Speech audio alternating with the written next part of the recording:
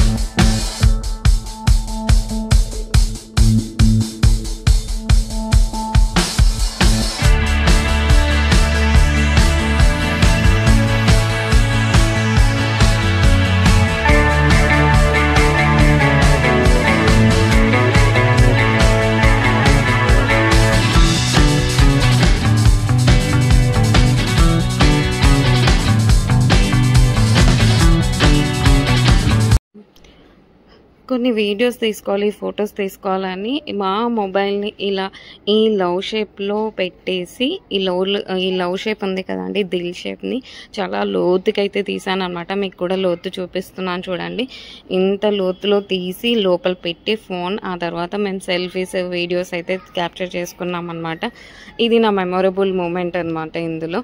And మా వారు మా పాప ఇద్దరు కూడా ఆడుకుంటూ ఉన్నారు, ఇసుకలో ఎంజాయ్ చేస్తున్నారు అనమాట. వాళ్ళది ఈ మూమెంట్ చాలా బాగుంది అనిపించి దీన్ని కూడా క్యాప్చర్ చేశాను. ఆ తర్వాత అక్కడ వచ్చే అల్లలు, సౌండ్స్ ఇవి నాకు చాలా అంటే చాలా పీస్ ఆఫ్ మైండ్ అయితే ఇస్తాయండి. అందుకోసమే అండి ఎక్కువసేపు అక్కడ ఉండడానికే నేను ట్రై చేస్తాను. అండ్ అలాగే మా వారు కూడా అందులో వాటర్లో దిగి ఎంజాయ్ చేస్తున్నాడు.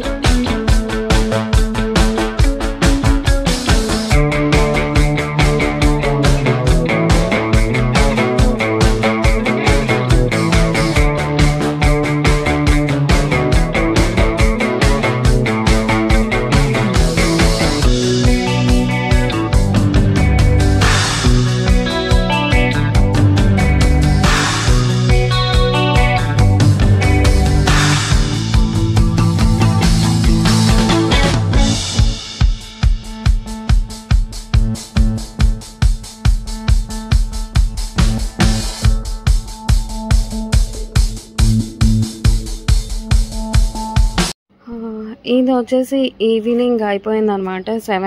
అరౌండ్ 7 అయ్యింది. సో ఆ టైంకి అయితే మేము రెస్టారెంట్కి అయితే వెళ్తున్నాం. అంటే రెస్టారెంట్ అంటే స్పెసిఫిక్ రెస్టారెంట్ కాదండి, ఇది నియర్ బై మా రిసార్ట్ పక్కన ఇంకో రిసార్ట్ ఉందన్నమాట దగ్గరలో. సో ఆ రిసార్ట్ కొంచెం చాలా బాగా అనిపించింది. మనం కూడా వెళ్దాం చూద్దాం అనేసి మేమైతే రెడీ అయిపోయి ఈవినింగ్ అలా ఆ రెస్టారెంట్ కాదు, రిసార్ట్కి వెళ్ళామన్నమాట. అందులోనే ఈ రిసార్ట్లో మాత్రమే అనమాట. ఈ రిసార్ట్లో ఒక ఈవెంట్ అయితే జరుగుతూ ఉందన్నమాట.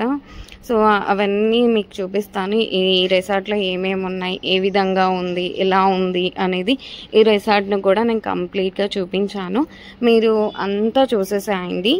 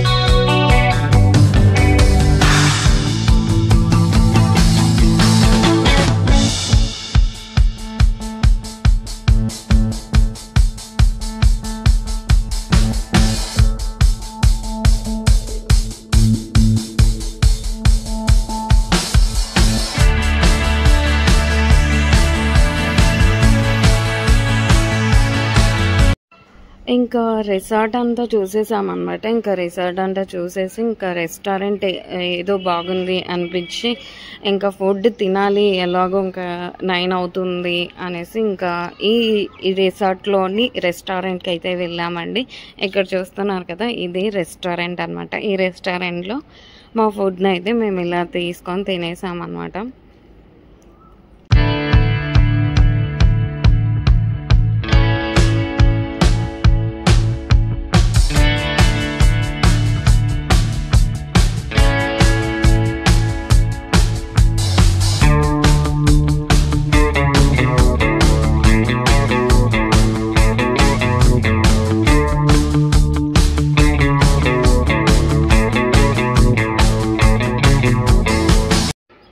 మరొక